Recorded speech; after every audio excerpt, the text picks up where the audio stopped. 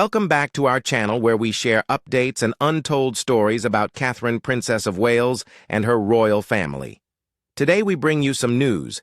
King Charles draws, the line Parliament steps in over Sussex titles. A source close to the situation said that King Charles made a daring step by allowing the UK Parliament to take away Meghan Markle's title after several leaks and Meghan's falsehoods about the royal family. The UK Parliament has established strange regulations that are supposed to govern how royal titles and styles are used according to reports. This has pushed the question of royal status into the courts and made Meghan Markle, the Duchess of Sussex, the center of attention.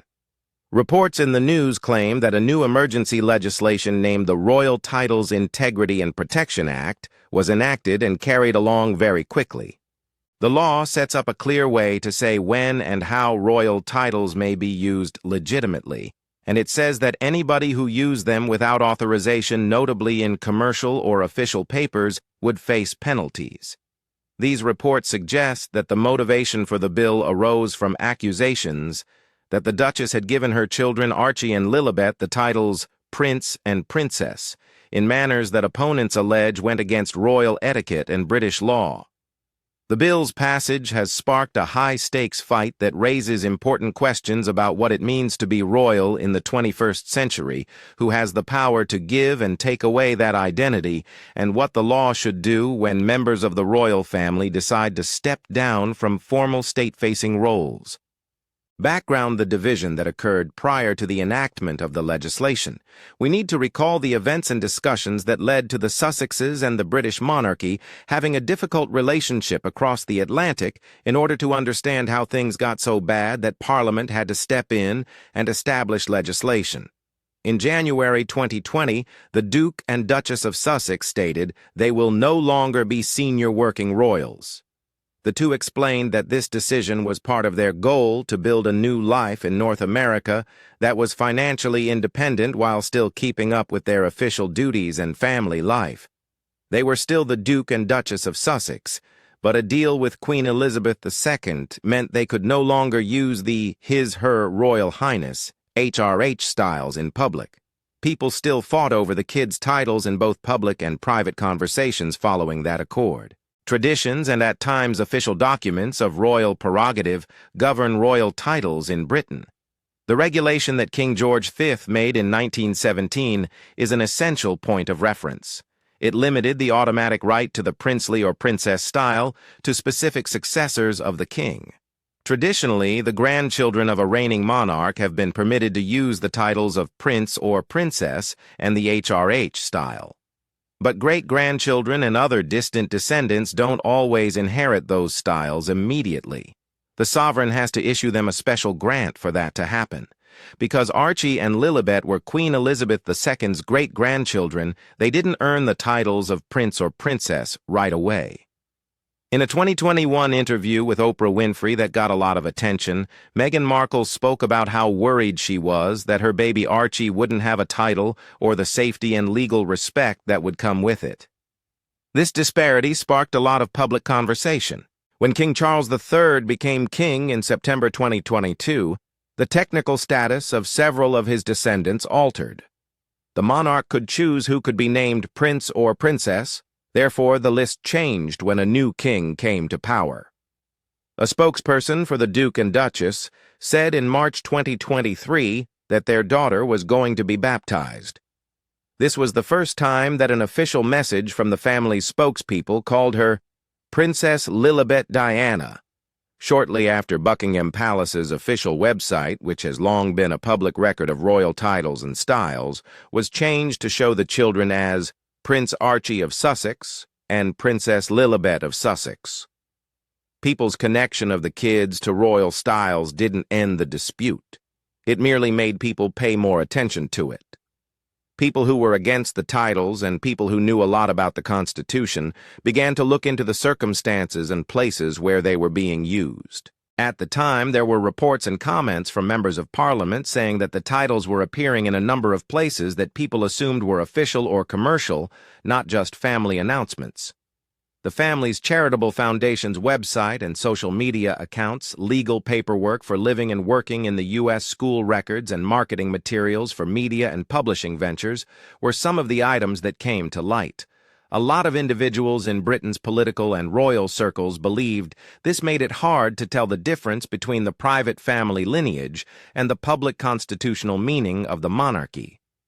Individuals were worried that allowing individuals to use royal styles in commercial and semi-official settings may make it normal to generate money off of royal identity, which could alter the monarchy itself, the fast passing of bills, and the participation of Parliament. According to news accounts, the change from talking about the issue in the media and among legal experts to finding a solution in Parliament occurred rather swiftly.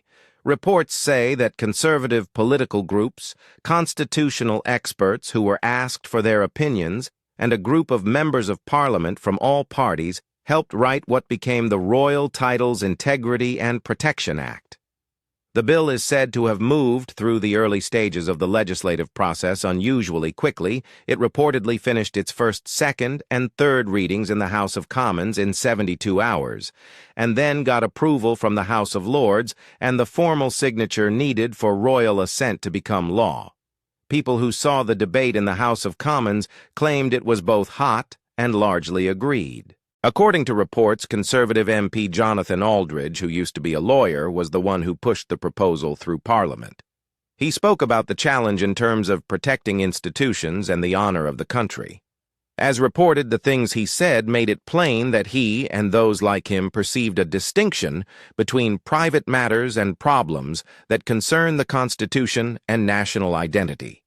He said, "We are here today not to take away anyone's dignity, but to protect the dignity of an institution that defines us as a nation." He then went on to say, "The unauthorized use of royal titles, especially by people who have formally stepped away from their service to the crown, cannot go unchecked.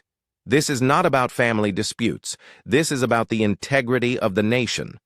The same sources suggest that more than one party backed the measure. Saffron Woodgate, a Labour MP, who wasn't known for being a strong monarchist, previously was believed to have firmly backed the bill, arguing that it was an issue of crossing a legal boundary, not merely a cultural one. She is quoted as saying, "What has been done is not just crossing a cultural boundary, a legal one has been crossed. If we fail to act, we are sending a message to the world that Britain's most sacred institutions are open to commercial exploitation." While a minority of parliamentarians expressed concerns about the international optics of legislating in a way that appeared to target an ex-royal member living overseas, the prevailing mood within the chambers was described as one of determination to reaffirm Parliament's custodial role over constitutional symbols. In the end, the vote revealed that most people were in favor. 336 MPs voted for it, and 38 voted against it. People who read the stories interpreted that margin as a clear indicator that Parliament would reassert the legal constraints on the monarchy and not allow, or at least not put up with, what MPs considered the casual or commercial use of royal styles. Anatomy of the law, the structure and essential sections of the law. People say that the Royal Titles Integrity and Protection Act is a good statute that covers everything. A lot of individuals who wrote about it said that the regulation appeared to be quite relevant to the scenarios that had disturbed the public, including the Sussexes using royal titles in various settings, even if it didn't name anybody in particular. It is reported that the law has 5 primary elements in news summaries: definitions, prohibitions, enforcement, and penalties, exemptions, and complaints and review. Each of these aspects has the same goal to make the law clearer, identify items that are not authorized, and set up procedures to handle disputes and enforce the law. What things mean. The first portion of the law makes it clear what a royal title is. The list of terms that are covered as indicated clearly includes Prince, Princess, His, Her Royal Highness, and any other titles that the King or Queen may confer via approved procedures. The legislation says that simply because someone is linked to the sovereign, such as a descendant, doesn't mean they may use a royal style in commercial or official contexts.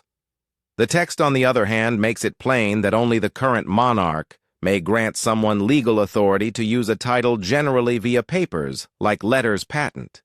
To put things in perspective, letters patent are official written papers that the Crown used to offer individuals jobs titles and other rights in the past. The statute's employment of such a well-known mechanism seeks to make the allocation of styles based on formal sovereign power instead of daily or social practice, what you are unable to accomplish.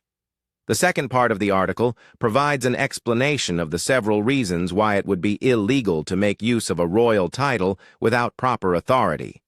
People believe that the law makes it unlawful to use royal styles without permission in public documents, promotional materials, digital platforms such as websites and social media accounts, legal filings and school records, and business endeavors such as product branding, book titles, advertising, and endorsements.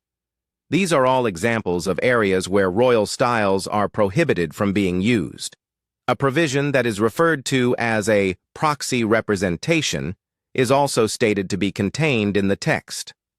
This implies that it is not possible for someone to circumvent the limitation by allowing another individual to use the title. This may include a lawyer, a member of the staff, an agency, or a public relations company. In this way, the person who benefits the most from the use of the title is nonetheless the one who is financially responsible. Instructions on how to carry out the punishments. There is a possibility that the enforcement measures will be the most significant and novel component of the legislation. Within a certain length of time, they made it quite obvious how to deal with transgressions of this kind. It has been reported by many journalistic sources that the Crown Prosecution Service, CPS, has the ability to deliver a formal infringement notice to an individual if they discover that they are using anything without authorization. The person who is given this warning has a period of 2 weeks to delete the infringing title from any official record or public-facing website that they are in charge of. In the event that you fail to fulfill the deadline, the law stipulates that you will therefore be required to appear before a high court in the United Kingdom. If you do not strictly adhere to the guidelines, you might find yourself in a lot of trouble. According to reports, the first sanctions might be as high as £250,000 for each instance of abuse. According to the law, a person may be charged with a crime if they intentionally break the law more than once, or if they break the law more than once. Additionally, the Act stipulates that individuals may be prevented from entering the United Kingdom due to national security concerns, and that assets situated in the United Kingdom that are connected to the infringing brand activity may be prohibited. As a result of the fact that the majority of the alleged uses occurred outside of the United Kingdom, the Act also includes measures that are intended to make it easier for countries to collaborate with one another. It is possible, for instance, for courts in the United Kingdom to request help from foreign courts and government agencies in order to remove content from platforms located in other nations. Additionally, it states that law enforcement agencies in the United Kingdom should work together with law enforcement agencies from other countries where it is acceptable to do so. There are some exceptions.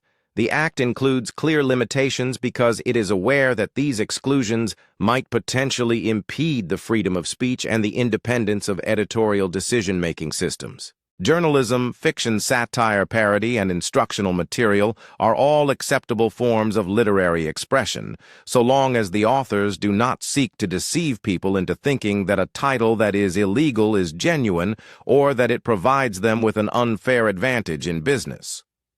The Act makes it very apparent that there is a distinction between applications that are creative or important and that are beneficial to the general public, and those that are intended to give the impression that a firm or organization has official approval to use the information. It would seem that the persons who enacted the legislation had the intention of preserving the space for public discourse and creative expression, while at the same time making it unlawful to utilize royal styles as a means of promoting commercial products.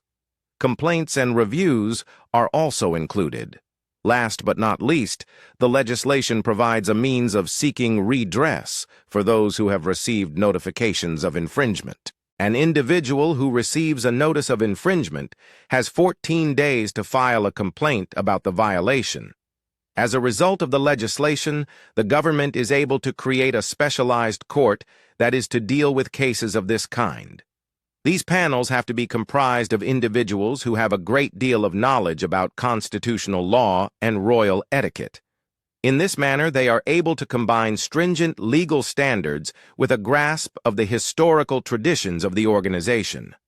In order to ensure that the law was implemented in a fair and just way, as well as to give individuals with a mechanism to address conflicts or situations that were on the verge of escalation, proponents expressed their belief that the establishment of a review system was intended to accomplish these goals. As a response, the palace instructed its citizens to remain mute, express their displeasure on their own, and collaborate. According to the regulations, it was against the rules for Buckingham Palace to address political matters in public meetings.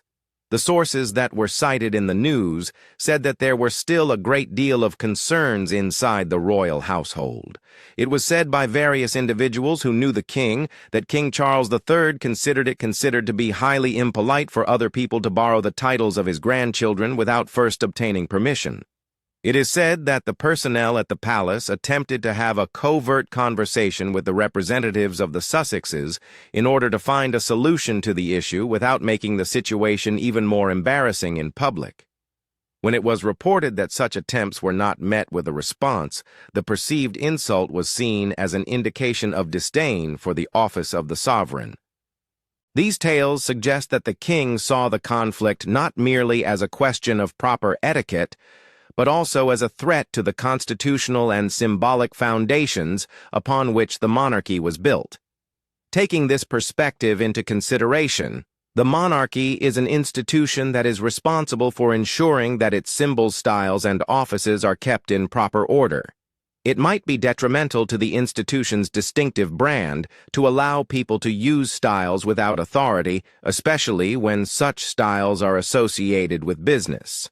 The press also alleged that Prince William, who is now the Prince of Wales, had covertly supported what the government did. This information was revealed in the news.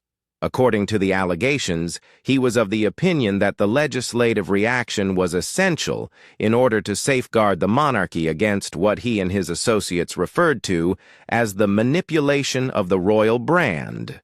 The fact that the government and the palace reached a consensus on the activities that non-working family members were permitted to engage in and those that they were not permitted to engage in gave onlookers the impression that they were attempting to draw a distinct line between what was acceptable conduct and what was not acceptable behavior. The Duchess's initial thoughts on the legal notification, it is said that 3 days after the law was thought to have been approved, the Crown Prosecution Service started implementing it. Meghan Markle's legal team in Los Angeles got a formal notification of a breach via diplomatic channels. This began the 14-day period of compliance that the new law required.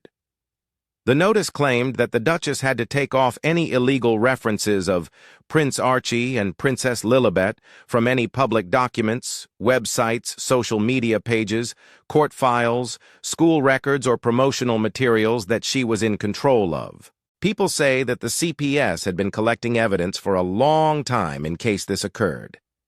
Reports in the media suggest that a leaked letter stated that the dossier included around 20 specific instances of when the children's identities were used in ways that the prosecutors considered were against the new rule. The examples included screenshots from the Archewell Foundation's website, filings with the U.S. Patent and Trademark Office that supposedly mentioned Her Royal Highness Princess Lilibet Diana of Sussex, sponsorship letters and promotional copies or schedules for planned children's books and media projects that used the titles in a supposedly official or commercial way. In response to the formal warning and the limited time window for compliance, the Duchess's team initially released a brief public statement to a select U.S. news sites. The Duchess's statement stressed her good faith and the well-being of her children. The Duchess of Sussex has always acted in good faith and in the best interests of her children. She has not received any formal communication challenging her use of the titles bestowed at birth under current royal protocols. People in the UK saw the statement as evasive because it relied on the argument that the titles were a birthright under existing customs, an argument that the statute explicitly addressed by saying that a title's use is governed by sovereign designation rather than informal practice. The Sussexes' approach for dealing with the situation changed from public relations to compliance. As the legal deadline grew near, the Sussexes' communications team took two different approaches. They portrayed the problem as a mother's impulse to protect her child and were also ready to cope with the legal obligations. There was an open letter on Archewell's website called A Mother's Duty. The Duchess said she was surprised by the formal legal action and called the resulting dispute a misunderstanding. She repeated her claim that the children's titles were in line with custom and precedent, which was the same language she used in earlier public statements. She also stated she was receiving legal assistance to make sure everything is done right, while still fulfilling her pledge to keep my children's names secret. A curated social media campaign featuring family images and pictures of humanitarian activity was also started. The language in the ad centered on themes of care, inheritance, and family legacy. Only sources who were helpful were interviewed to transform the narrative from one of implementing a new rule to one of punishment and coldness.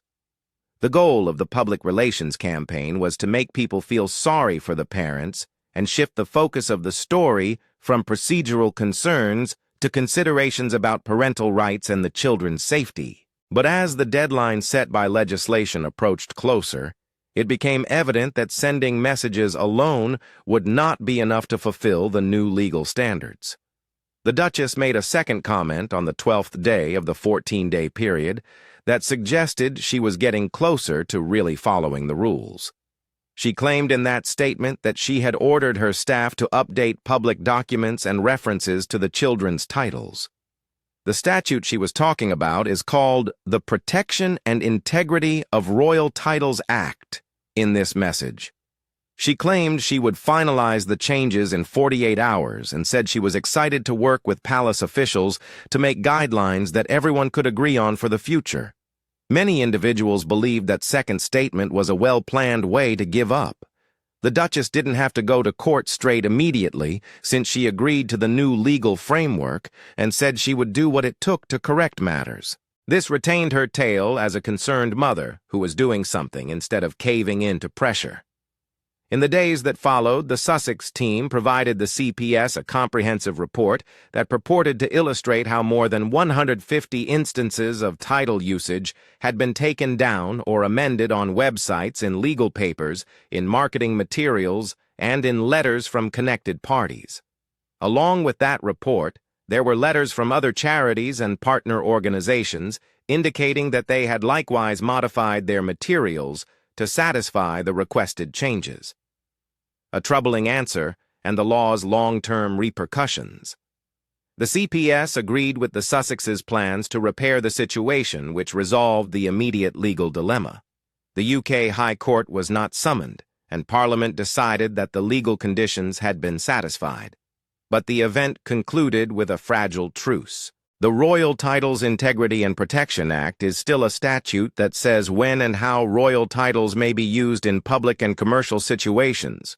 The legislation sets a fixed line that the Sussexes and any other member of the royal family who doesn't work must follow. If they breach the law again, they will be closely watched and may have to go to court right away. The legislation has implications on more than simply the individuals who are arguing about it. It also has an impact on the Constitution and culture as a whole. The incident has shown how personal identity, family freedom, and the symbols of the state that the Constitution protects may be at odds with each other. Many people now understand that being a royal in contemporary Britain is not only a personal attribute but also a public and legal status that is governed by the laws and instruments of the Crown and Parliament. The passage and enforcement of the law show that lawmakers want to keep that post from becoming a business and preserve the monarchy's special public role. The clash also demonstrated that the Sussexes and the British elite were not getting along as well as they used to. Even if quick compliance was made, the court case and the tales that went along with it have had a lasting effect. Both sides' reputations have been wounded, mutual mistrust has risen, and it has become obvious how to deal with former senior royals in the future. The legislation was a symbol of constitutional order and democratic scrutiny for those who supported the monarchy. People who didn't like what Parliament did, particularly those who liked the Sussexes, thought it was harsh, potentially punishing, and a proof of how institutional symbols may constrain personal freedom. Legal mechanics and cross-border enforcement. Some things to keep in mind. It is useful to look at the legal institutions and processes that are specified in the legislation and in public reports to have a clearer idea of how such an act could operate in real life. The Crown Prosecution Service, CPS, is the principal agency in charge of prosecuting criminal cases and pursuing some kinds of civil enforcement actions on behalf of the state in England and Wales. The law provides the CPS the power to send out infringement notifications and launch legal processes, including court summonses. This makes it the key agency in charge of ensuring sure individuals obey the law. The High Court of England and Wales is also where major civil and administrative matters are heard and reviewed by judges. The Act's ability to send anyone to the High Court illustrates how serious the violations are. But just because there are standards that make it possible for nations to work together doesn't guarantee that other countries will have to follow them. They illustrate that UK courts can seek support from other nations when things or people are in a different country. This might happen via treaties for mutual legal assistance cooperation between regulatory bodies or judicial decisions based on the concept of comity. In reality, this form of cooperation frequently involves the intervention of courts or administrative authorities in other nations and has to follow the laws of other countries.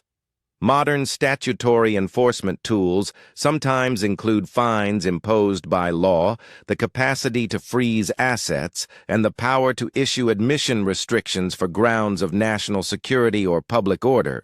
But each would need more legal steps. Asset freezes usually need court orders and evidence presentations. Entry bans may need decisions about border policy and criminal or administrative processes. And bringing criminal charges needs evaluations by prosecutors and decisions by judges. Reports state that the law establishes the rules for these kinds of actions and relies on established legal institutions to carry them out. What this implies for the future of royal branding and identity. This tale teaches royal news fans and the broader public a vital lesson under a contemporary constitutional monarchy institutions, nonetheless control the crown's symbols both by law and by practice. The Royal Titles Integrity and Protection Act makes the notion a law in a new manner.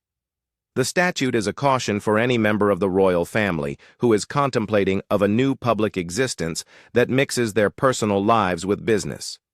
It makes it obvious what is and isn't lawful and gives people easy means to correct issues. It also makes it apparent that infractions will be penalized. This is an issue for more than one individual. The statute is aimed to maintain the monarchy's special place in British culture and the Constitution. If royal styles and symbols were seen as freely transferable assets that anybody with a distant family connection might use at any moment, the monarchy's religious and constitutional importance may gradually diminish. Legislators and palace officials who supported the measure must have realized the risk was too high, so they quickly enacted a law to halt it. Conclusion: a precarious peace and concerns that need to be addressed. The fight that led to the enactment and first implementation of the Royal Titles Integrity and Protection Act has now settled into a tight equilibrium. The current legal fight is over, but the legislation is still there in case there is another disagreement. The incident has made it evident that royal styles are not only personal ornaments, they are also legal statuses that rely on the will of the sovereign and are subject to the authority of the legislature. It has also highlighted how much more sensitive the monarch and Parliament are to any hint that royal identity is being used for commercial purposes. For Meghan Markle and the rest of the Sussex family, the event is both a legal loss they had to take down specific allusions and a rhetorical maneuver compliance depicted as maternal caution that might maintain some public goodwill. The intervention is a mechanism for the Crown and Parliament to take back control of institutions so that the monarchy may keep its distinctive constitutional role. For those who study constitutional law, the measure brings up crucial issues that will last. How do democratic institutions govern hereditary or symbolic roles in a world when commerce and media are global? How can we strike a compromise between individual liberty, parental duty, and institutional integrity? For those directly involved, the most significant question may be how long this fragile peace will hold as the Sussexes struggle with a life that is torn between family problems and public attention. The gap across the Atlantic is still there. The law has made it plain what the legal limit is for now. It has also made it clear how future disagreements over titles and identities should be handled. Both sides recognize that the next stage of this ongoing tale might include fresh legal, political, or public relations fights.